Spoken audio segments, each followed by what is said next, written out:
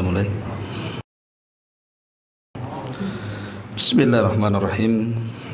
Assalamualaikum warahmatullahi wabarakatuh. Alhamdulillah wassalatu wassalamu ala Rasulillah wa ala alihi wa sahbihi wa mawalah wa la hawla wa la quwata illa billahi wa ba'du. Baik, kita lanjutkan kajian kita, masih membahas tafsir dari juz 29, dan kita masih masuk pada surah Al-Mursalat, dan kita masuk pada ayat ke-16 dan seterusnya. A'udzubillahi minasyaitonirrajim. Bismillahirrahmanirrahim. Alam nuhlikil awwalina thumma nutbi'uhumul akhirina kadzalika naf'alu bil mujrimin wailun yawma idzin lil mukadzibin. Bukankah kami telah membinasakan orang-orang yang terdahulu, lalu kami ikut sertakan azab kami terhadap mereka dengan mengadab orang-orang yang akhir pula. Demikianlah kami berbuat terhadap orang-orang yang melakukan dosa. Maka kecelakaan pada hari itu bagi para pendusta. Ma'asyiral muslimin wal muslimat rahimani wa rahimakumullah. Ayat ini menjelaskan kepada kita tentang azab yang ditimpakan oleh Allah Subhanahu wa taala kepada umat sebelum Islam. Dari zaman setelah Adam alaihi salatu wassalam sampai kepada umat Islam. Bagaimana runutannya? Ma'asyiral muslimin wal muslimat rahimani wa rahimakumullah. Kita tahu bahwa jarak Nabi Allah Adam alaihi salatu wassalam sampai diutusnya Nabi Allah Nuh alaihi salam itu 10 kurun. Satu kurun itu 100 tahun. Berarti jarak Nuh ke Adam itu 1000 tahun. Itu berdasarkan hadis yang sahih. Lah di masa ini belum ada penyimpangan akidah. Belum ada satupun dari turunan Adam alaihi salatu wassalam yang melakukan kesyirikan. Maksiat ada, tapi kesyirikan belum ada. Seperti Qabil membunuh Habil, pembunuhan sudah ada. Perzinahan juga sudah ada. Di zaman Nabi Allah Syith alaihi salam sudah ada perzinahan. Tetapi kalau sampai taraf kepada menyekutukan Allah Subhanahu wa taala, belum ada. Mereka masih mengikuti ajaran Nabi Allah Adam alaihi salatu wassalam dari sisi akidah. Sampai pada kurun Nuh alaihi salatu wassalam, disinilah terjadi penyimpangan akidah. Karena kaum Nuh alaihi salatu wassalam ini, mereka mulai berpaling dari menyembah Allah Subhanahu wa taala dan menyembah berhala orang-orang soleh yang sebelumnya mereka cintai. Sampai Allah Subhanahu wa taala katakan, la tadharunna waddan wala suwa'an wala yaghutha wa ya'uqa wa nasra. Jadi di zaman Nabi Nuh alaihi salatu wassalam ada 5 berhala. Yang dulunya 5 berhala ini adalah jelmaan daripada orang-orang saleh. Mereka lah yang disebut dengan keluarga Wad atau keluarga Wud. Disebut Wud atau Wad dalam bahasa Arab artinya dicintai. karena kesolehan mereka, dan tidak ada nabi yang diutus kepada mereka sehingga mereka berpegang kepada ajaran 5 orang saleh ini, dan semuanya dari keluarga Wad. Jadi Wad ini bapaknya, sementara Yagus, Ya'uq, Nasr itu semua adalah anak-anaknya. Tetapi kemudian setelah 3 orang ini atau 5 orang ini meninggal dunia, disinilah iblis yang selama ini ingin menyesatkan anak Adam ada kesempatan. Karena dari zaman Adam sampai ke zaman Nuh ini sulit sekali iblis menyesatkan Bani Adam. Maksudnya sampai ke taraf menyembah dirinya. Sehingga iblis datang kepada kaum Nuh dan mengatakan, sesungguhnya aku hidup di zaman nenek moyang kalian. Maksud nenek moyang kalian membuat berhala orang-orang soleh itu tidak lain supaya kalian bisa menyembah Allah dan mendekatkan kepada Allah lewat berhala-berhala itu. Mulai ditanamkan syirkut tawassul, syirik tawassul namanya. Tetapi belakangan bukan hanya sekedar menyembah Allah lewat patung-patung itu, kemudian generasi seterusnya sudah tidak berlaku lagi. Justru mereka betul-betul menyembah berhala-berhala itu bukan dalam rangka mendekatkan diri kepada Allah. Disinilah terjadi kesyirikan pertama sepanjang sejarah manusia. Lah ketika kesyirikan semakin menyebar, disinilah Allah Subhanahu wa taala mengutus Nabi Allah Nuh alaihi salatu wassalam untuk menyadarkan mereka, mengembalikan kepada ajaran Nabi Allah Syith, putra Adam alaihi salatu wassalam. Tetapi kaumnya tidak mengindahkan dakwah Nuh alaihi salatu wassalam. Padahal Nabi Allah Nuh itu ketika berdakwah menggunakan seluruh strategis dakwah, seluruh uslub atau strategis dakwah digunakan, dari cara yang lembut sampai cara yang keras, dari sembunyi-sembunyi sampai terang-terangan. Dan Nuh tidak pernah sama sekali merasa bosan untuk mendakwai kaumnya. Sampai diceritakan dalam surah Nuh, Nuh sendiri yang mengatakan, inni da'autu qaumi laila wa nahara. Sungguh aku mendakwai kaum itu siang dan malam. Tapi apa yang terjadi? Setiap Nuh berdakwah, telinga mereka disumpel dengan jarinya. Setiap Nuh berdakwah, pakaian mereka ditutupkan di wajahnya. Artinya betul-betul mereka menolak dakwah tauhid yang datang dari Nuh alaihi salatu wassalam. Lah dari sinilah akhirnya ketika Nuh berusaha untuk memberikan hidayah, bukan sebulan, 2 bulan, setahun, 2 tahun, 950 tahun.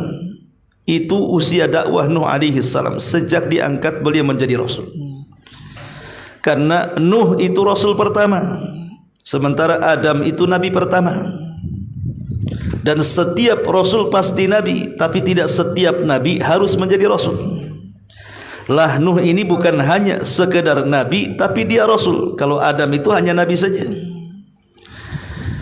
Lah Nuh alaihi salatu wassalam akhirnya kewalahan menghadapi kaumnya. Dari sinilah kemudian Nuh alaihi salatu wassalam ketika sudah mulai dekat ancaman kaumnya, hampir mencelakakan jiwanya, maka Nuh alaihi salam berdoa kepada Allah untuk memberikan pertolongan kepada dirinya. Dia mengatakan, Rabbi inni maglubun fantasir. Ya Rabb, aku sudah dikalahkan, tolong aku. Maka dari situlah kemudian Nuh alaihi salatu wassalam diperintahkan Allah Subhanahu wa taala untuk menanam pohon 100 tahun. Kemudian menebang dan menyerutnya 100 tahun. Kemudian membuat perahu selama 40 tahun. Begitu kata Abdullah ibn Abbas radhiyallahu anhu. Tentu ini kisah Israiliyat, karena tidak ada riwayat tentang masalah hitung-hitungan membuat perahu. Akhirnya Nuh pun mulai membuat perahu di tengah padang pasir. Di sinilah mulai kaumnya mengejek, karena Nuh sudah tidak berdakwah lagi, karena sudah diancam kalau berdakwah akan dibunuh.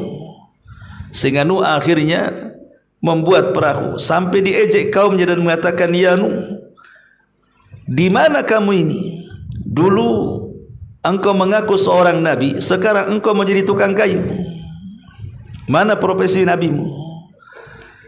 Tapi Nuh alaihi salatu wassalam tidak menghiraukan ejekan itu.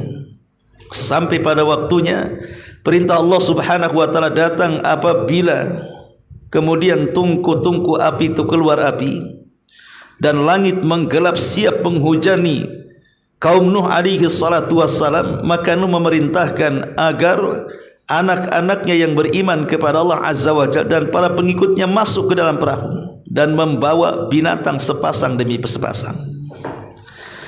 Tentu tidak semua binatang yang masuk ke dalam perahu Nuh alaihi salatu wassalam, karena bagaimanapun perahu itu kan tidak besar ya, untuk menampung binatang yang hari ini kita lihat macam-macam binatang.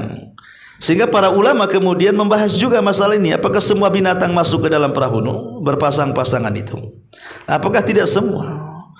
Ulama hanya menjawab innallaha ala kulli syai'in qadir. Allah itu atas segala sesuatu maha mampu.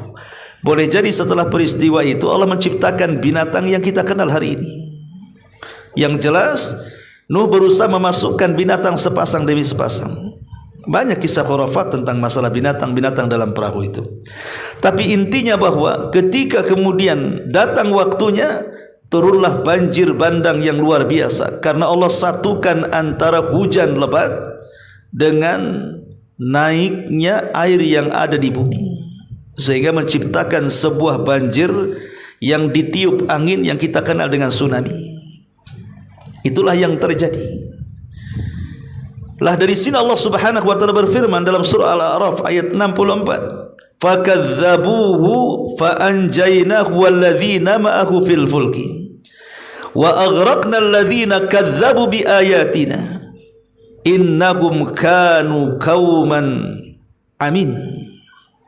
Innahum kanu qauman amin. Maka mereka mendustakan Nuh, lalu kami selamatkan dia dan orang-orang yang bersamanya dalam kapal itu. Kami tenggelamkan orang-orang yang mendustakan ayat-ayat kami, sungguh mereka adalah kaum yang buta mata hatinya.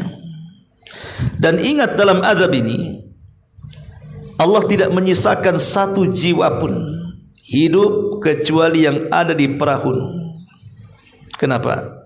Karena ini doanya Nabi Nuh alaihi salatu wassalam, di mana saat azab Allah itu turun, Nuh mengatakan, Rabbi la tadhar alal ardi minal kafirina dayara. Rabb, jangan kau tinggalkan satu jiwa orang kafir hidup di bumi. Makanya peristiwa ini membinasakan semua manusia kecuali di perahu Nuh alaihi salatu wassalam. Bahkan satu putra Nuh pun binasa, yang namanya Kan'an, karena mengikuti agama ibunya yang kafir. Hanya putra-putra Nuh yang beriman, Syam, Ham dan juga Yafis, dan istri-istrinya serta seberapa pengikutnya. Ada yang mengatakan 40 orang, ada yang mengatakan 80 orang, wallahu a'lam. Tapi yang jelas bahwa dari sini tidak ada manusia kecuali yang ada di perahu Nuh. Dari sini ulama mengistilahkan bahwa Nuh adalah bapak manusia kedua setelah Adam alaihi salatu wassalam. Kalau Adam kan bapak manusia pertama, kalau Nuh bapak manusia kedua. Kenapa dikatakan bapak manusia kedua? Karena manusia semuanya hari ini dari ujung dunia itu semuanya dari keturunan putra Nuh yang ada di perahu itu, di mana Ham atau Syam melahirkan bangsa Arab, Yahudi, Nasrani dan begitu seterusnya. Kemudian Ham, mereka ataupun dia kemudian hijrah ke daratan Afrika. Jadilah kemudian turunan orang-orang yang berkulit hitam, Afrika dan yang semacamnya. Adapun Yafis kemudian ke daerah Asia. Kita-kita inilah keturunan Yafis, putra Nuh alaihi salatu wassalam. Ini azab yang pertama yang Allah subhanahu wa ta'ala timpakan kepada kaum Nuh alaihi salatu wassalam. Kemudian setelah Nuh alaihi salatu wassalam diselamatkan di Bukit Judi di Irak dan anak-anaknya berkembang kemana-mana, kemudian Nuh pun meninggal dunia, maka generasi pertama mereka masih beriman kepada Allah. Generasi kedua, ketiga, sampai akhirnya ajaran Nuh dilupakan. datanglah generasi yang pertama kali menyembah berhala setelah Nuh alaihi salatu wassalam. Itulah yang disebut dengan kaum 'Ad. Allah Subhanahu wa taala berfirman di dalam Al-Qur'anul Karim, tepatnya surah Al-A'raf ayat 69. Allah mengatakan, wadhkuru id ja'alakum khulafa'a min ba'di qaumi Nuhin. Dan ingatlah oleh kamu sekalian di waktu Allah menjadikan kamu sebagai pengganti-pengganti yang berkuasa setelah lenyapnya kaum Nuh. Jadi Allah Subhanahu wa taala memberikan arahan ataupun mengingatkan kepada kaum 'Ad dan mengatakan, ingatlah wahai kaum 'Ad, di waktu Allah menjadikan kalian sebagai pengganti-pengganti yang berkuasa sesudah lenyapnya kaum Nuh. Artinya kaum 'Ad adalah kaum pertama dari kaum Nuh yang dilenyapkan oleh Allah Subhanahu wa taala untuk meneruskan estafet. Tapi sayang, kaum 'Ad ini justru kaum yang pertama kali menyekutukan Allah Subhanahu wa taala. Dan kalau kita melihat sejarah Nabi, sejarah bangsa Arab itu terbagi menjadi 3. Ada yang disebut dengan Al-Arab Al-Ba'idah, ada yang disebut dengan Al-Arab Al-Ba'idah, kemudian Al-Arab Al-Musta'ribah. Ada Ba'idah, ada Musta'ribah. Ba'idah ini maksudnya Arab yang sudah tidak ada lagi, tinggal ceritanya. Mereka lah kaum 'Ad yang disebut dengan Adanil Ula namanya. Mereka disebut Arab Ba'idah, Arab pertama, dan mereka sudah punah, sudah tidak ada lagi, keturunannya pun sudah tidak ada lagi, maka disebut Ba'idah. Ya. Kemudian di sana ada Aribah. Aribah ini yang disebut dengan Arab keturunan Qahtan, yang disebut dengan Qahtani. Kemudian Arab Musta'ribah dari keturunan Ismail alaihi salatu wassalam yang melahirkan Nabi kita Muhammad sallallahu alaihi wasallam. Lah Arab Al-Ba'idah ini dialah kaum 'Ad. Kaum 'Ad itu di mana? Kaum 'Ad itu sebagiannya tinggal di Hadramaut Yaman dan sebagiannya tinggal di Oman. Hadramaut dan Oman itu kan bertetangga. Kalau Hadramaut ikut negara Yaman, kalau Oman ya negara sendiri. Ya, jadi kaum 'Ad itu di antara dua negeri ini, antara Hadramaut dan juga negeri Oman. Di situlah Allah Subhanahu wa taala utus seorang nabi yang dikenal dalam sejarah Nabi Arab pertama, Hud alaihi salatu wassalam, diutus kepada kaum 'Ad, kaum yang pertama kali menyekutukan Allah setelah binasanya kaum Nuh. Lah kaum 'Ad sendiri dijelaskan di dalam Al-Bidayah wa Nihayah Ibnu Katsir. Jadi Imam Ibnu Katsir mengatakan, inna qauma 'Ad kanu minal arabi wa kanu yaskununa bil ahqaf baina hadral maut wa uman wa kanu ya'ishuna tahtal khiyam dhawatil a'midati dhakham kama qala ta'ala alam tara kaifa fa'ala rabbuka bi'ad irama dhatil imad. Kata Imam Ibnu Katsir, kaum 'Ad ini mereka adalah jenis Arab pertama. Mereka tinggal di Ahqaf, dan Ahqaf itu antara Hadramaut dan juga Oman. Dan mereka meninggali sebuah kemah-kemah besar dan tiangnya terbuat dari emas. Dan mereka juga membuat istana-istana di bukit-bukit. Jadi bukit itu digali sama mereka. Padahal di zaman itu belum ada peralatan canggih sekarang kan, eskalator atau apa kan, apa namanya, eskapator, kemudian belko bahasa kitanya sekarang. Zaman itu nggak ada. Ya. Tapi mereka dengan alat seadanya bisa menciptakan seni luar biasa, mampu merubah sebuah bukit batu menjadi istana yang diukir dengan emas. Karena mereka adalah kaum yang sangat-sangat kuat dan besar. Sampai-sampai Ibnu Abbas radhiyallahu anhu mengatakan tinggi kaum 'Ad itu sampai 100 hasta, melebihi Nabi Adam. Nabi Adam aja 60 hasta. Ini 100 hasta, berarti kan 50 meter tuh. Itu kalau menyerbu sebuah kaum, karena dia kan raksasa paling besar, sementara yang lainnya kecil-kecil. Itu tidak perlu mengerahkan banyak pasukan, cukup 2-3 orang saja. Itu sudah bisa menghancurkan kabilah-kabilah kecil. Karena besarnya, mengangkat batu tinggal dibodemkan, matilah kan gitu ya. Tenaganya kuat-kuat. Dari situlah mereka sombong. Kaum Ad ini selain mereka menyekutukan Allah Subhanahu wa taala, mereka adalah kaum yang sombong. Makanya Allah mengatakan dalam surah Fussilat ayat 15, fa amma 'adun fastakbaru fil ardi bighairil haqq wa qalu man ashaddu minna quwwa awalam yarau anna allaha alladhi khalaqahum huwa ashaddu minhum quwwa wa kanu biayatina yajhadun. Adapun kaum Ad, kata Allah, mereka adalah umat yang menyombongkan diri mereka di permukaan bumi tanpa alasan yang dibenarkan. Bahkan mereka berani berkata, siapa yang lebih besar kekuatannya daripada kami? Sombong mereka. Maka Allah jawab, dan apakah mereka tidak memperhatikan bahwa Allah yang menciptakan mereka jauh lebih kuat dibandingkan mereka? Tapi mereka umat yang mengingkari tanda-tanda kuasa kami, kata Allah.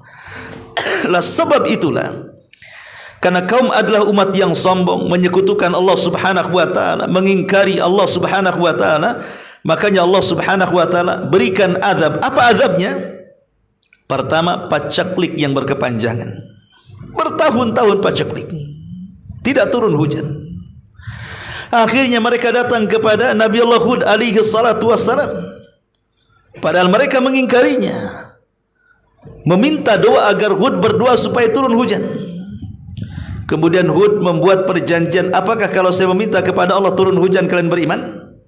Maka mereka mengatakan, ya, kalau engkau bisa menurunkan hujan, meminta kepada Tuhanmu, kami beriman. Subhanallah. Akhirnya Nabi Allah Hud berdoa kepada Allah Azza wa Jal agar turun hujan. Hujan turun. Akhirnya mengentaskan muskilah pacaklik. Tapi apa yang terjadi?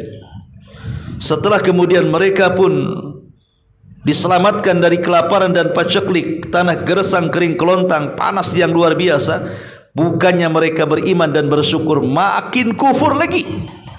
Coba bayangkan, a'anzartahum am lam tunzirhum la yu'minun. Ada umat yang kau beri peringatan ataupun tidak, tetap saja tidak akan beriman.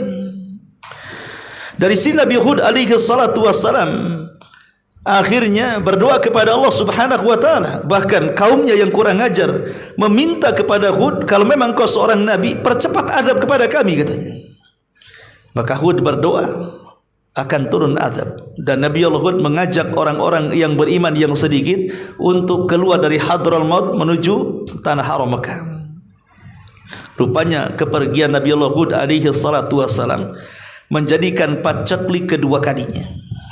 Mereka digersangkan lagi tanahnya, kelaparan. Dari situ kemudian para pembesar kaum Ad ini, mereka ingin datang ke Mekah. Boleh jadi ada solusi, karena bagaimanapun Mekah itu dari dulu sangat dimuliakan. Boleh jadi di sana ada berhala atau ada Tuhan menurut mereka yang bisa membawa keberkahan bagi Ad. Akhirnya mereka datang ke Mekah dan berhasil lebih dulu datang dibandingkan Nabi Allah Hud dan pengikutnya. Rupanya ini makar dari Allah Subhanahu wa taala. Wa makaru makran wa makarna makran wallahu khairul makirin. Silahkan kalian buat makar, Allah jauh lebih makar lagi, dan dia sebaik-baik makar. Maka setelah datang ke Mekah, kemudian mereka menemukan berhala. Mereka meminta kepada berhala itu untuk supaya turun hujan. Allah membuat makar. Rupanya tiba-tiba ada suara yang menyeru mereka dan mengatakan, kira-kira apa yang kalian kehendaki? Baik, kami akan kirim awan kepada kalian. Kalian mau milih awan yang berwarna apa? Putih ataukah hitam? Mereka mengatakan hitam, karena disangkanya awan hitam itulah pembawa hujan. Maka suara ini mengatakan, kalau begitu pulanglah, aku akan kirimkan awan hitam kepada kalian. Ini rencana Allah Subhanahu wa taala. Mereka pulang, awan itu mengikuti mereka. Sampai di Hadral Maut atau di Uman, semua manusia keluar. Kenapa? Karena tiba-tiba langit gelap penuh dengan awan hitam. Disangkanya akan turun hujan. Makanya semua keluar. Kemudian mereka pun mengarah ke awan-awan hitam itu. Mereka tidak tahu bahwa itu permulaan azab Allah Subhanahu wa taala. Makanya Allah Subhanahu wa taala mengatakan dalam surah Al-Haqqah ayat 6, wa amma 'adun fa uhliku birihin sarsarin 'atiyah. Adapun kaum Ad, maka mereka telah dibinasakan dengan angin yang sangat dingin. Sarsar ini ada dua makna kata ulama. Pertama, sarsar ini suara yang memekikkan, yang bisa memecahkan gendang telinga. Jadi di balik awan itu rupanya ada angin yang sebelum datang itu suaranya sangat memekikkan. Kan kita sering mendengar kalau ada angin puting beliung atau angin besar kan ada suara angin itu. Lah sarsar ini adalah suara angin yang kalau menembus telinga gendang bisa pecah. Makna yang kedua kata ulama tafsir mengatakan sarsar itu artinya dingin yang bersangatan, yang masuk ke dalam tulang dan bisa seseorang beku karenanya. Inilah azab, tiba-tiba datang angin dari balik awan. Angin ini membawa pekikan dan juga rasa dingin yang luar biasa. Cukup sampai di sini? Tidak. Allah Subhanahu wa taala mengatakan dalam surah Az-Zariyat ayat 41-42, wa fi 'adin idz arsalna 'alaihimur rihal aqim. Dan juga pada kisah kaum Ad ketika kami kirim kepada mereka angin yang akan membinasakan. Angin itu siap membinasakan mereka. Makanya Allah Subhanahu wa taala mengatakan dalam ayat yang lain bahwa angin ini membawa seluruh jasad-jasad manusia. Bayangkan orang ini kan sedang berkumpul di luar, karena disangkanya awan itu adalah rahmat bagi mereka. Padahal itu azab Allah yang disegerakan kepada mereka. Tiba-tiba angin melesat dari atas, kemudian menyambar semua yang ada di bawah, dinaikkan ke langit. Sampai Allah mengatakan kaum Ad yang di langit yang di bawah angin itu sab'ata layalin wa thamaniyata ayyamin husuma. Sab'ata layal, sab'ata ayyam, 7 hari dan 8 malam berada di langit, ditabrak-tabrakan satu dengan yang lainnya sampai Allah Subhanahu wa taala muntahkan kembali ke bumi. Allah katakan ka'ajazin nakhlin khawiyah, persis seperti tunggul-tunggul kurma tanpa kepala kemudian menancap di bumi. Begitulah Allah azab kaum Ad, kaum yang diutus kepada mereka Nabi Allah Hud alaihi salatu wasallam. Makanya Nabi sallallahu alaihi wasallam apabila berdakwah kepada orang-orang Quraisy, kemudian mereka tidak mau menerima dakwah Rasul, Rasul selalu menakut-nakuti dengan azabnya kaum Ad. Kenapa tidak menakut-nakuti dengan azab Fir'aun? Bagaimana ditenggelamkan? Karena orang Arab enggak kenal Fir'aun. Fir'aun itu Bani Israel, itu kisahnya, enggak sampai ceritanya kepada orang Arab. Sementara kisah Nabi Hud, Nabi Saleh, Nabi Syuaib itu kan nabi-nabi Arab, orang kenal ceritanya. Makanya Nabi SAW pernah satu hari didatangi oleh pembesar Quraisy, kemudian diajak berunding, bahkan ditawarkan harta, kekuasaan, wanita dan yang semacamnya. Tapi Rasul menolak. Kemudian Rasul membacakan ayat surah Fussilat ayat 13, fa in a'radu fakul anzartukum sa'iqatan mithla sa'iqati 'adin wa thamud. Jika mereka berpaling, kata Rasul membacakan surah Fussilat, maka katakanlah kepada mereka, aku telah peringatkan kepadamu dengan petir seperti petir yang menimpa kaum Ad dan kaum Thamud. Itulah azabnya. Maka Nabi Allah Hud setelah menyelamatkan orang-orang yang beriman ke arah Mekah sana dan tinggal di Mekah, kemudian beranak pinak di situ, sampai akhirnya generasi yang diselamatkan dari azab itu mereka tetap beriman setelah kematian Hud alaihi salatu wassalam. Sampai ketika generasi demi generasi, generasi demi generasi, maka yang pertama kali melakukan kesyirikan setelah hilang banyak generasi kaum Ad adalah kaum Thamud yang menetap di antara Madinah dan Tabuk. Nabi SAW ketika perang Tabuk, Rasul melewati sebuah tempat yang disebut dengan Madain Saleh. Walaupun jadi khilaf ulama, Tapi ini yang banyak dipilih oleh ulama sejarah, bahwa Nabi Saleh diutus di antara Madinah dan Tabuk. Disitulah generasi pertama yang menyekutukan Allah dari keturunan Ad ibn Iram adalah kaum Tsamud. Jasad mereka atau perawakan mereka kurang lebih dengan kaum Ad, karena memang turunannya. Ya. Mereka juga sombong persis seperti sombongnya kaum Ad. Dan mereka menyekutukan Allah Subhanahu wa taala. Maka diutuslah kepada mereka siapa? Nabi Allah Saleh alaihi salam. Allah mengatakan dalam surah Al-A'raf 74, "Wadhkuru ij'alakum khulafa'a min ba'di 'adin." Dan ingatlah olehmu di waktu Tuhan menjadikan kamu pengganti-pengganti yang berkuasa setelah musnahnya kaum Ad. Jadi setelah musnahnya kaum Ad, datang kaum Tsamud. Mereka lah yang melakukan kesyirikan pertama dari kaum keturunan kaum Ad ini. Diutus kepada mereka Nabi Allah Saleh alaihi salam. Nabi Saleh ini sebenarnya masih turunan mereka. Bahkan Nabi Saleh sejak kecil, remaja sampai dewasa itu digadang-gadangkan oleh kaum Tsamud untuk menjadi pemimpin. Karena kecerdasannya, ketampanannya, kebaikannya, kedermawanannya, akhlak penuh yang dimiliki Nabi Saleh sehingga dikagumi oleh kaum Tsamud dan digadang-gadangkan jadi pemimpin. Tapi setelah diangkat jadi nabi malah dimusuhi. Makanya Allah Subhanahu wa taala menjelaskan bagaimana perkataan kaum Tsamud kepada Nabi Saleh. Disebutkan dalam surah Hud 62, qalu ya Saleh qad kunta fina marjuwan qabla hadha atanhana an na'budu ma ya'budu abauna wa inna lafi syakkim mimma tad'una ilaihim murib. Wahai Saleh, sesungguhnya kamu sebelum ini adalah seorang di antara kami yang kami harapkan menjadi pemimpin kami. Jadi awalnya Nabi Saleh itu maksud mau diangkat jadi pemimpin karena memang orangnya baik, cerdas, ya. Tetapi setelah dia angkatnya jadi nabi, apa yang terjadi? Mereka mengatakan, akan tetapi mengapa engkau melarang kami untuk menyembah apa yang disembah nenek moyang kami? Sesungguhnya kami benar-benar dalam keraguan dan kegelisahan terhadap apa agama yang engkau suruhkan sebenarnya kepada kami.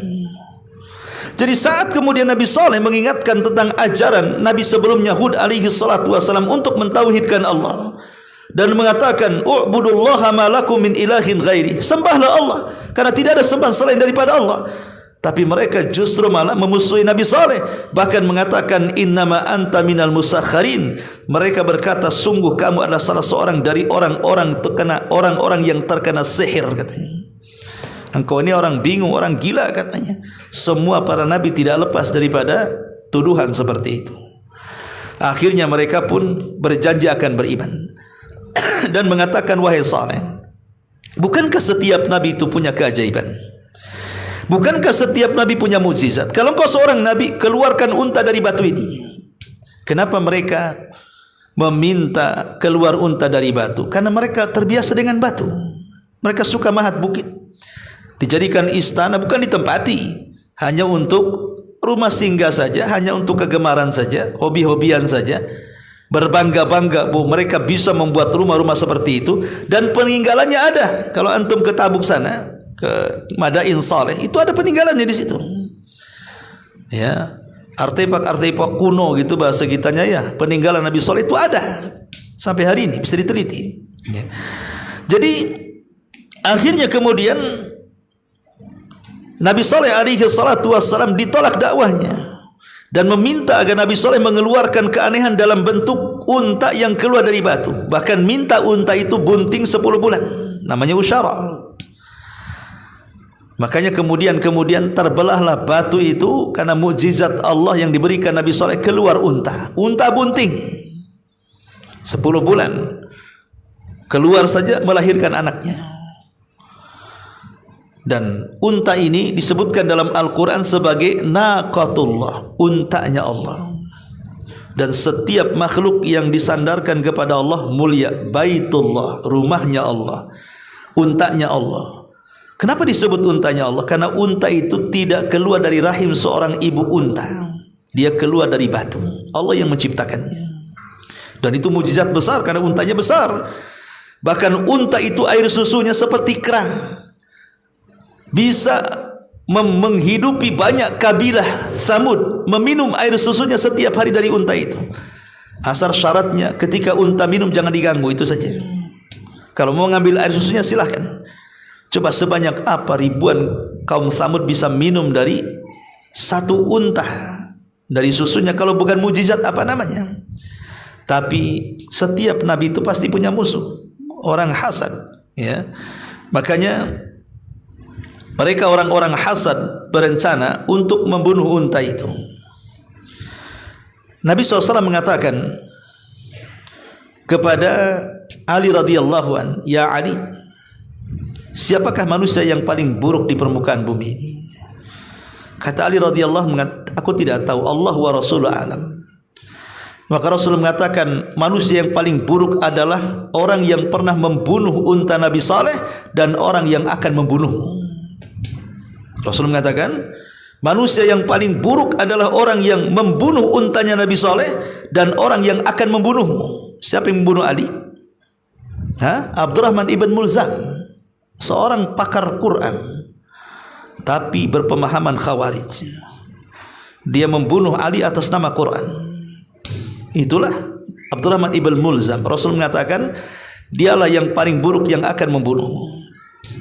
Adapun pembunuh unta Nabi Saleh, ada yang mengatakan namanya Kidar ibn Salif atau Salif ibn Kidar, ya. Itulah orang yang membunuh untanya Nabi Saleh. Dia menghasut warga, kemudian berbondong-bondong beberapa orang diajak untuk membunuh unta Nabi Saleh dan berhasil. Kemudian anaknya masuk lagi ke batu sambil berteriak, dan hanya lah dari sini kemudian Nabi Saleh marah, ya. Makanya Allah Subhanahu wa taala gambarkan dalam surah Asy-Syams ayat 12, "Idzim ba'asha athqaha fakadzabuhu fa'aqaruha fadzamzama 'alaihim rabbuhum bidzambihim fasawwaha." Ketika orang yang paling celaka bangkit di antara mereka, lalu mereka mendustakan Nabi Saleh dan menyembelih unta itu, karena itulah Tuhan membinasakan mereka disebabkan dosa mereka, lalu Allah meratakan mereka dengan tanah. Nabi Saleh ketika mendengar untanya disembelih, pada sebelumnya sudah mewanti-wanti jangan sentuh unta itu, malah dibunuh pula. Maka Nabi Saleh alaihi salatu wassalam memberikan kepada mereka ancaman, "Tamatta'u fi darikum salasata ayyamin dzalika wa'dun ghairu makdzub." Kata Nabi Saleh, silahkan dari hari ini bersukarialah kalian. Merasa kalian berhasil membunuh unta, silahkan bergembira kalian. Kalian makan daging unta besar itu, silahkan. Silahkan kalian bergembira di rumah-rumah kalian hari ini. Tapi ingat, waktu gembira kalian hanya 3 hari saja. Waktu gembira kalian hanya 3 hari saja. Karena itu hari-hari terakhir kalian di dunia, dan sesungguhnya siksaan akan turun pada kalian setelahnya. Ma'asyiral muslimin yang dimuliakan Allah Subhanahu wa taala, apa yang terjadi? Nabi Saleh meninggalkan mereka, meninggalkan kaum Samud yang akan diazab, dan juga orang-orang yang beriman bersamanya. Kemudian mulailah apa yang dikatakan Nabi Saleh menjadi kenyataan. Hari pertama, tiba-tiba wajah mereka memerah. Wajah mereka memerah, ya. Kemudian menguning, wajah pertama menguning, kemudian hari kedua memerah, kemudian hari ketiga menghitam, dan mereka menjadi jasad bergelimpangan di rumah-rumah mereka sendiri. Datang Jibril berteriak dengan satu teriakan, akhirnya mereka menjadi mayat di rumah-rumah mereka. Mereka mengubur hidup-hidup mereka di rumah-rumah mereka sendiri. Itulah yang Allah katakan bahwa fadzamzama 'alaihim rabbuhum bidzambihim fasawwaha. Lalu Allah meratakan mereka dengan tanah, dikubur dengan rumah-rumah mereka. Ma'asyiral muslimin yang dimuliakan Allah Subhanahu wa taala, setelah Nabi Allah Saleh alaihi salatu wassalam, datang Nabi Ibrahim. Ingat Nabi Saleh dan Hud Nabi Arab, karena memang diutus di Arab, satu di Hadrul Maut dan Oman, satu diutus antara Madinah dan Tabuk, ya. Sekarang beralih kepada Nabi Ibrahim. yang merupakan bapa semua para nabi. Tidak dijelaskan tentang kaum Nabi Ibrahim yang ingkar itu, apakah mereka diazab atau tidak. Hanya dijelaskan tentang kematian Namrud, bagaimana Allah letakkan satu nyamuk di atas kepalanya, dalam kepalanya selama 40 tahun, sehingga Namrud jadi gila. Setiap hari kalau nyamuk itu kemudian digerakkan Allah, maka dia menyuruh pembantunya untuk memukulkan kepalanya dengan sandal. Setiap hari sampai 40 tahun. Akhirnya mati karena hari-hari dipukul sandal. Enggak percaya? Bukan. Buat itu. Hari-hari dipukul sandal kita. Tidak lama mati. Ya. Itulah hukuman Namrud. Hanya Namrud saja, kaumnya tidak dijelaskan hukumannya. Tapi di zaman yang sama ada azab yang menyeluruh. Kepada siapa? Kepada kaum Lut. Karena Lut adalah keponakan Ibrahim. Dialah yang dibawa Ibrahim dari Irak. Satu-satunya orang yang beriman adalah Nabi Lut. Dibawa ke Palestina. Kemudian setelah dewasa, dia pun diangkat jadi Nabi. Dan Nabi Ibrahim memerintahkan agar dia berdakwah di tempat lain. Maka Allah perintahkan untuk berangkat ke negeri Sodom. Negeri Sodom ini negeri yang rusaknya luar biasa. Belum ada negeri serusak Sodom dari segi moral dan akhlak. Karena di negeri inilah terjadi LGBT pertama dalam sejarah. Homoseksual, lesbi, itu terjadi di sini. Ya, yang laki-lakinya homoseksual, yang perempuannya lesbi. Tentu kisahnya ma'ruf, ya. Memang setan sengaja kemudian menjelma orang sebagai anak yang paling tampan sekali. Disuruh untuk mencuri. Jadi setan ini merubah dirinya, namanya setan, iblis. Bisa saja dia tasyakul, jin itu kan bisa tasyakul, berubah menjadi manusia yang tampan, yang jelek, bisa mereka. Jadi jin yang jahat, utusan iblis atau iblis sendiri bertasyakul menjadi manusia yang paling tampan, pura-pura mencuri, kemudian ketangkap. Sementara ketika itu kaum Sodom adalah kaum yang makmur. Sementara negeri-negeri yang lainnya kaum tidak makmur. Ketika terjadi pacaklik, mereka suka mencuri. Maka iblis ini pura-pura jadi mencuri di kebun orang kaum Sodom itu. Entah gimana ceritanya. Akhirnya kemudian iblis yang menjelma manusia ini akhirnya disodomi dan ketagihan. Akhirnya budaya Sodom ini menjadi budaya yang merebak di tengah-tengah kaum Lut, ya. Dan mereka pun sudah tidak mulai suka dengan perempuan.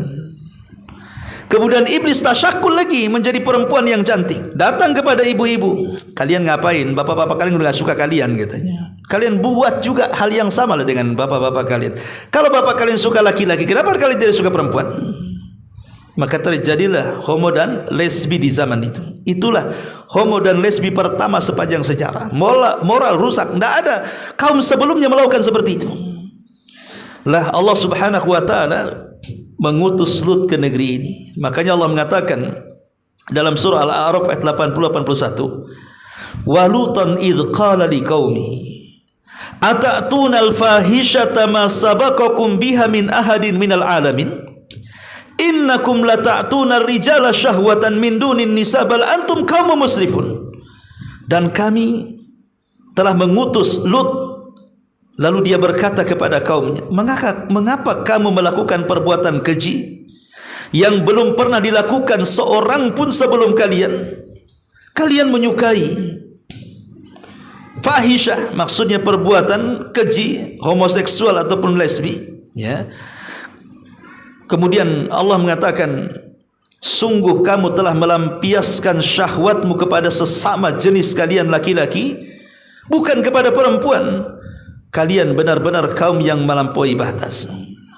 Jadi itulah memang perlakuan kaum Lut alaihi salatu wassalam.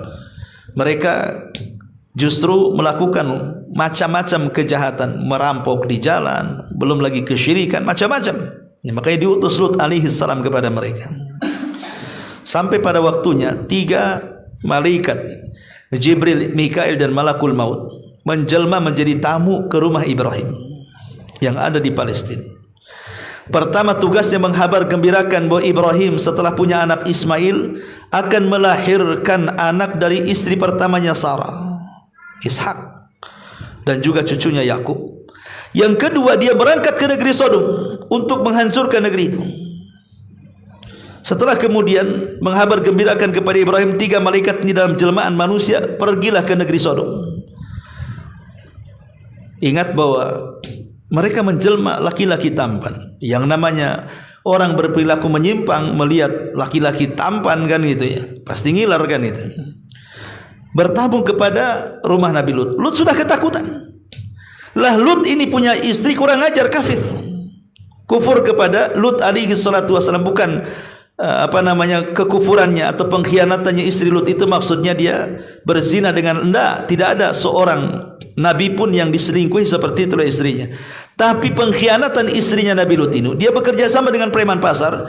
Jadi kalau ada tamu ganteng, maka dia akan menyalakan kayu bakar, kemudian asapnya ngepul ke langit. Maka preman-preman pasar tahu itu tanda bahwa ada laki-laki ganteng, maka akan diculik, kemudian diperkosa dan membayar bayaran kepada istrinya Nabi Lut. Maka dikatakan oleh Allah, wa dharaballahu mathalan lilladzina kafaru imra'ata nuhin wa imra'ata lut kanata tahta abdaini min ibadina salihaini fa khanatahuma.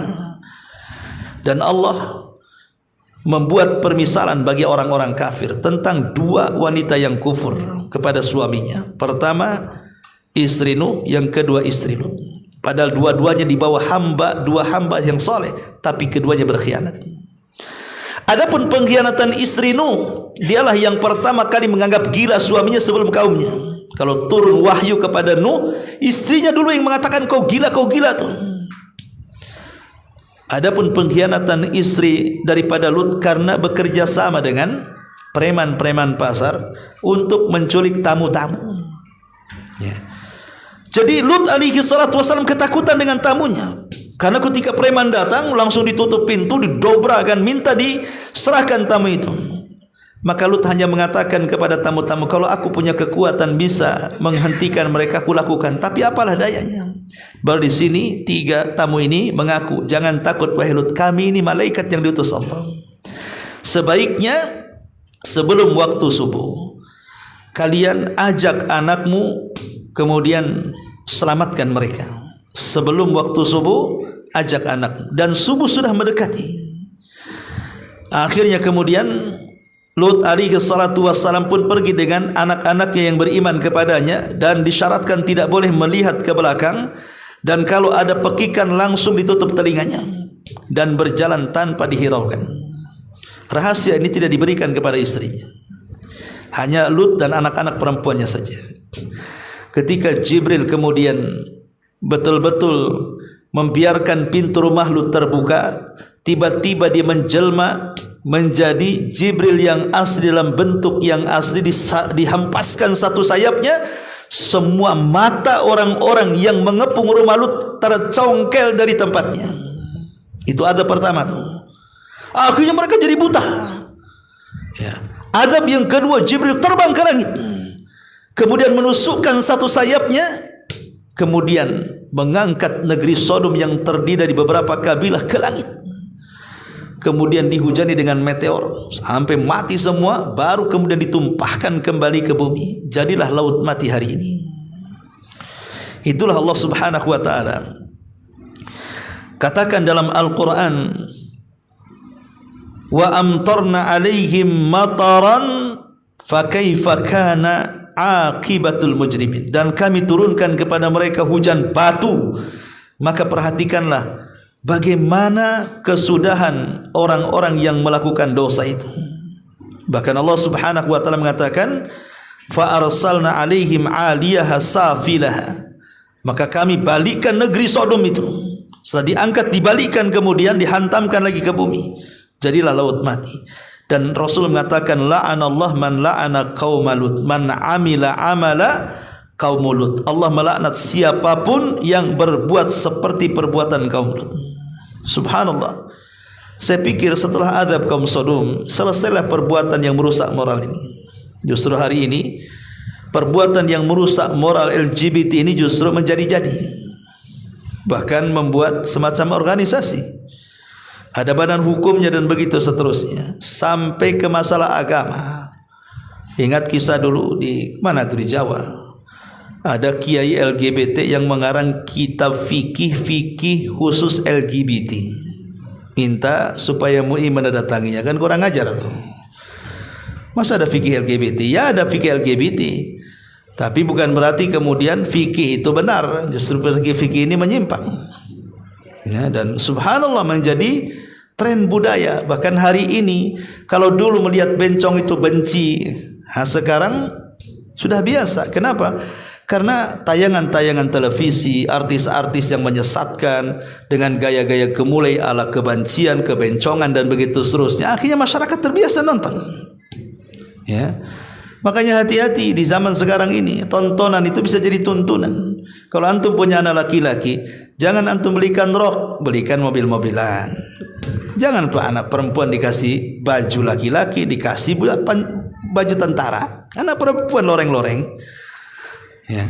Ini mau jadi tomboy atau gimana? Anak laki-laki pula dikasih mainan perempuan, dikasih kompor, alat masak, disuruh jadi koki. Ya. Ya memang betul koki baik, tapi kan kalau mengarah kepada gemulai kewanita-wanitaan, nah ini kan kalau dari kecil kemudian sudah ditanamkan seperti itu, ya wajar kalau sudah besar jadi banci, jadi bencong dan begitu seterusnya. Banci kaleng. Ya. Ma'asyiral muslimin yang dimuliakan Allah Azza wa Jalla, intinya bahwa Lut kaumnya diazab oleh Allah. Setelah Nabi Allah Lut alaihi salatu wassalam, datang para nabi setelahnya.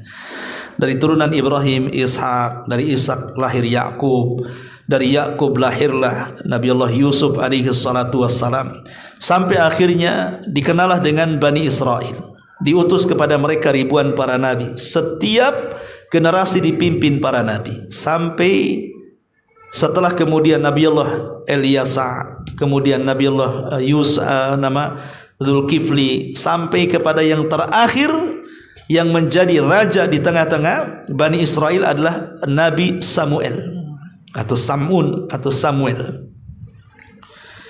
Kita mengatakan Samuel, Samun juga ada yang mengatakan Samun karena dalam bahasa Arab Samun itu karena orang tuanya berdua ingin punya anak dikabulkan. Jadi Samun itu artinya dari mendengar. Allah mendengar doa seorang ibu, lahirlah anak yang namanya Samun atau Samuel. Itulah nabi yang terakhir menjadi raja. Lah Bani Israel ini kan sudah di zaman itu orang-orang Yahudi dibantai, terutama oleh pasukan Buktun Nasr yang menghabisi orang-orang Yahudi zaman itu, sehingga mereka centang perenang kemana-mana. Mereka akhirnya kemudian ingin mengembalikan kejayaan orang Yahudi, dan mereka tidak mau dipimpin Nabi, sehingga mereka meminta kepada Nabi mereka namanya Samuel dan mengatakan, wahai Nabi kami sudah tidak ingin dipimpin Nabi lagi, karena kami tidak pernah merdeka dan tidak pernah jaya. Kami ingin seorang raja, kami enggak mau dipimpin Nabi lagi. Maka Nabi Samuel kemudian memilih, baik kalau engkau ingin seorang raja, kami akan pilihkan orang yang paling kuat di antara kalian dan yang paling cerdas. Kemudian mereka mengatakan, siapa itu? Kemudian Nabi Samuel memilih seorang raja yang dikenal dalam Quran sebagai Raja Tolut. Itulah raja pertama yang menggantikan seluruh kepemimpinan para nabi sebelumnya. Sekarang Bani Israel tidak dipimpin nabi, tapi dipimpin raja, namanya Raja Tolut. Ditentang oleh kaum Bani Israel, masa orang miskin jadi raja? Kata Samuel, bukankah kalian yang minta? Maka kupilihkan yang terbaik. Ya memang dia miskin, tapi dia cerdas. Ya memang dia miskin, tapi dia kuat fisiknya. Ya, wazadahu fil bastatan fil ilmi wal jism. Jadi Tolut ini diberikan badan yang sangat fisik, yang sangat kuat dari segi kekuatan dan juga ilmu. Sebagai bentuk supaya Bani Israel percaya menjadi pemimpin, malaikat diutus oleh Allah untuk memindahkan tabut yang dirampas oleh Jalut, dipindahkan ke rumah Tolut. Tabut itu apa? Kotak yang dulu Nabi Musa pernah dihanyutkan. Itu namanya tabut. Ya, jadi kotak itu dibuat segera karena memang ketika itu ketakutan ibunya, sehingga tidak sempurna kotak itu. Tapi Allah selamatkan Nabi Musa dalam kotak itu. Lah setelah zaman jauh dari Nabi Musa alaihi salatu wassalam, ya, zaman sudah jauh sekali, ya, maka tabut itu menjadi barang sakti di tengah-tengah Bani Israel. barang sakti di tengah-tengah Bani Israel. Artinya siapapun yang berperang membawa kotak atau tabut itu pasti menang. Makanya mereka yakin dengan Talut. Oh, kalau ada kotak kami yakinlah, kalau tak ada kotak kami tak yakin, kan itu maksudnya. Dari situlah akhirnya Talut pun membawa pasukan yang banyak sekali, tapi di tengah jalan banyak yang gagal, imannya kurang, satu pulang. Sampai ujian terakhir suruh minum hanya boleh satu tugukan, kalau sudah berjalan malah minum sebanyak-banyaknya, lemes badannya, tidak bisa berjalan. Sehingga hanya tersisa dari sekian ribu hanya tinggal 314 orang. Persis seperti jumlah pasukan Rasul di Badar. Baru menghadapi Talut. Ya. Menghadapi Talut menang karena ada anak muda namanya Daud. Daud itulah yang membunuh Jalut dengan ketepelnya. Akhirnya karena dijanjikan siapa yang membunuh Jalut akan diangkat menjadi raja, maka dialah kemudian diangkat jadi raja dan Allah utus menjadi nabi. Maka satu-satunya atau hanya ada dua nabi yang menggabungkan antara kerajaan dan kenabian, itu dimulai dari era Daud alaihi salam, kemudian putranya Sulaiman. Hanya dua nabi ini saja menggabungkan kekuasaan dan kenabian. Ya. Tapi ini panjang ceritanya. Yang ingin saya katakan, setelah Nabi Lut alaihi salatu wassalam dan jauh dari Ibrahim sampai kepada zaman Nabi Musa, maka disinilah terjadi azab yang menyeluruh juga terhadap siapa? Fir'aun dan bala tentaranya. Karena tidak mau mengikuti ajakan Nabi Musa untuk mentauhidkan Allah, maka Allah tenggelamkan si Fir'aun ini. Bahkan di zaman itu juga ada orang namanya Qarun, Allah juga tenggelamkan si Qarun ke perut bumi.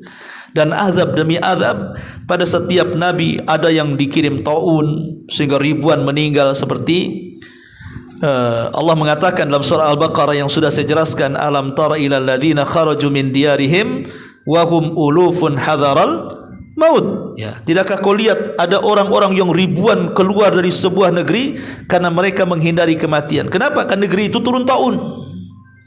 Tiba-tiba kemudian mereka pun keluar dari negeri itu, rupanya keluar dihadang malaikat maut, dicabut semua nyawanya, lepas dari taun, tidak lepas dari malakul maut.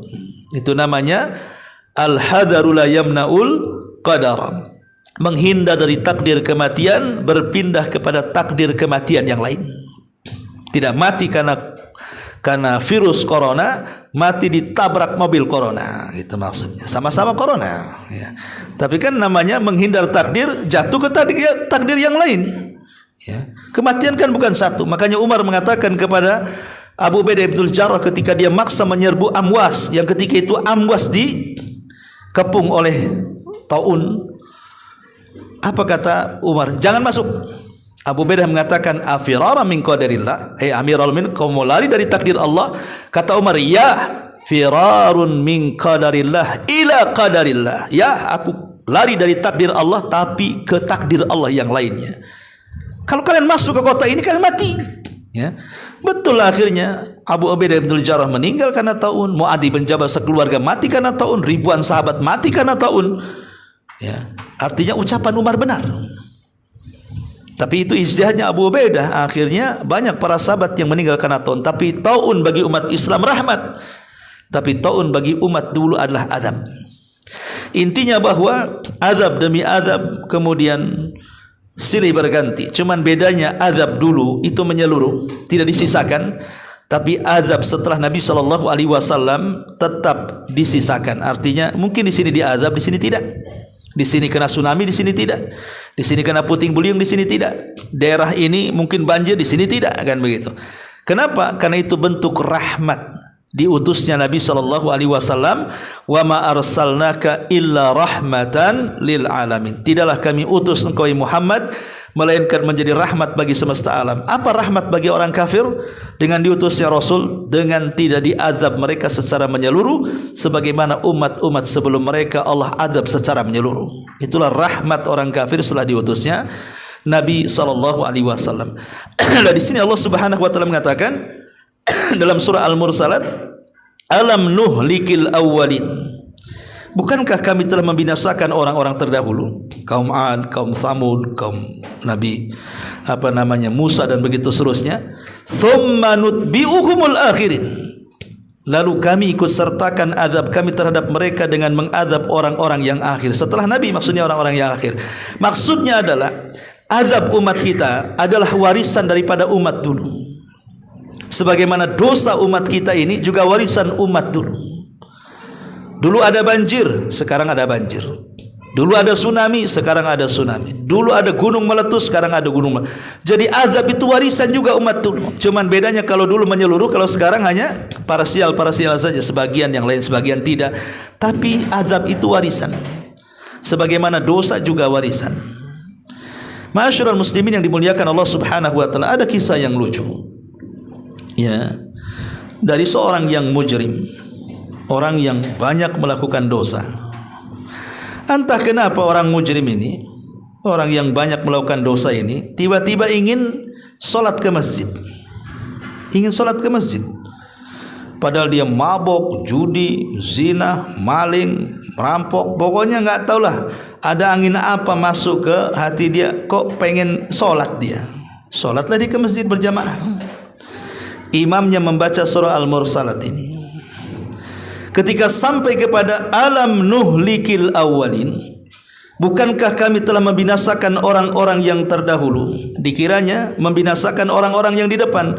Akhirnya safnya mundur ke belakang. Ya. Kemudian imam mengatakan thumma nutbi'uhumul akhirin, lalu kami ikut sertakan azab kepada orang-orang yang akhir. Maju lagi ke depan, takut diazab. Ya. Kemudian imam mengatakan kadzalika naf'alu bil mujrimin. Demikian kami berbuat terhadap orang-orang yang berdusta. Akhirnya kabur dari masjid. Rupanya aku ini salah, depan diazab, belakang juga diazab katanya. Ketika imam mengatakan alam nuhlikil awalin, maksudnya orang yang awal di saf pertama.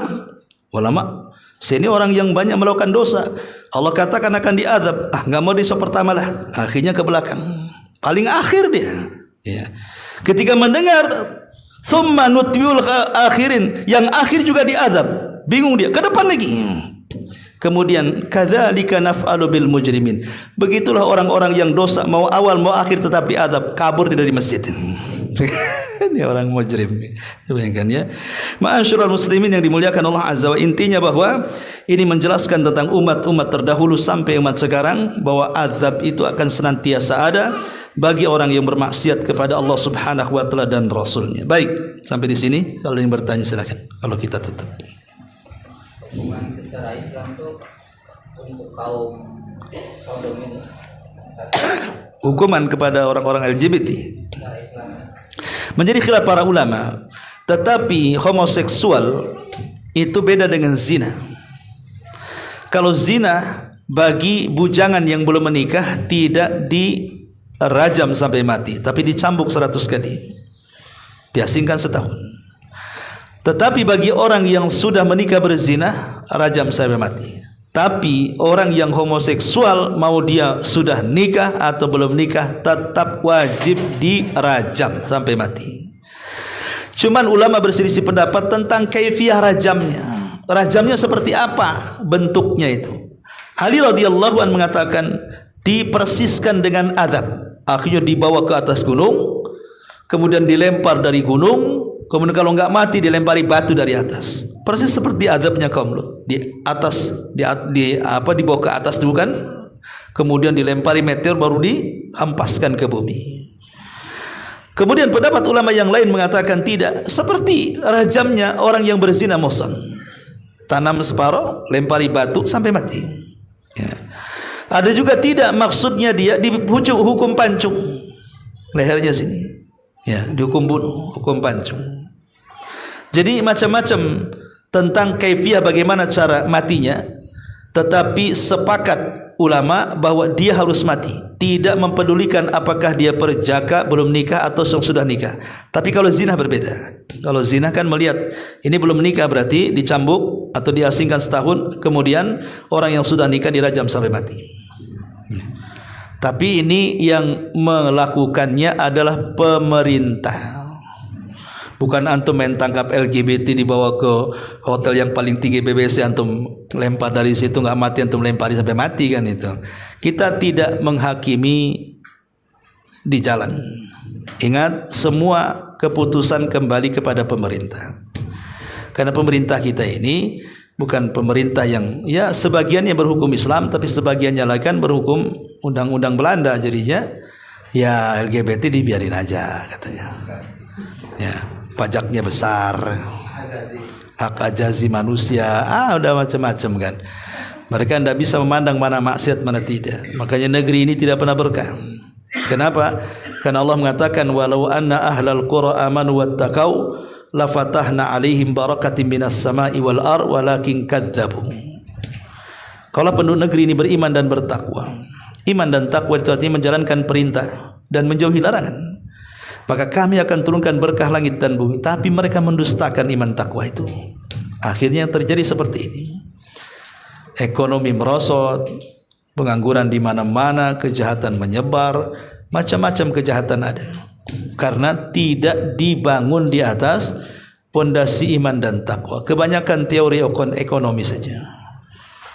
Teori ekonomi ini betul itu hanya sebab. Tetapi yang menentukan apakah ekonomi berhasil atau tidak bukan teori, tetapi Allah Subhanahu wa taala. Sehebat apapun menteri keuangan, menteri ekonomi, menteri macam-macam, sampai lulusannya sampai enggak ada titelnya tempat saking banyaknya. Ya, semua jasanya asli. Ya. Tidak bisa menentukan negeri kita ini bangkit dari ekonomi kalau Allah belum mengizinkan. Ya, ingat teori ini sebab. Terkadang kita ini terlalu menyembah sebab, lupa kepada yang membuat sebab. Mengagung-agungkan sebab, wah menteri ini bagus ini mantap, wah dipuji netizen luar biasa. Itu sebab saja. Jangan terlalu gulu dengan sebab. Karena di sana ada zat yang menciptakan sebab. Berdoa kepada Allah, Dialah yang menciptakan sebab. Dia menciptakan menteri itu. Yang menciptakan otaknya juga Allah, yang ngasih ilmu di otaknya juga Allah.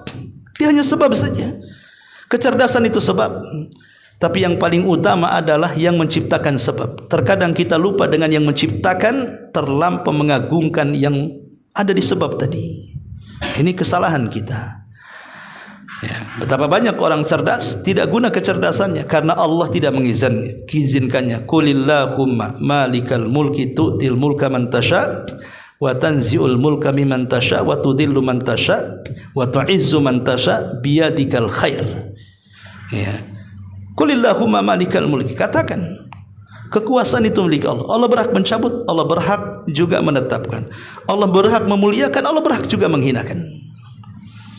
Maka negeri kita ini bukan krisis ekonomi yang pertama, tapi krisis tauhid. Krisis tauhid, krisis akhlak, itu yang sebenarnya terjadi. Kalau dua krisis ini kemudian dihilangkan, insya Allah yang lain itu akan mudah. Karena kalau kita mentauhidkan Allah Subhanahu wa taala, Allah janji Allah akan menjadikan kita ini para pemimpin sukses, orang-orang yang akan menikmati kehidupan enak di bumi. Tapi kalau mereka menjauh dari Allah, sedikit demi sedikit kemudian jatuh kepada kesyirikan. Betapa banyak pejabat-pejabat itu mereka memelihara dukun-dukun. Kerennya penasihat spiritual. Ya. Paranormal lah kan itu, walaupun tak normal. Ya. Nah, itu seperti itu orang-orang itu kan. Ya kita tidak mengatakan, tapi umumnya memang pejabat seperti itu. Pejabat yang mana ya tak tahulah kan itu. Tapi umumnya memang seperti itu. Nah, kalau ini sudah negara ini dibangun di atas kesyirikan seperti itu, macam mana mau maju?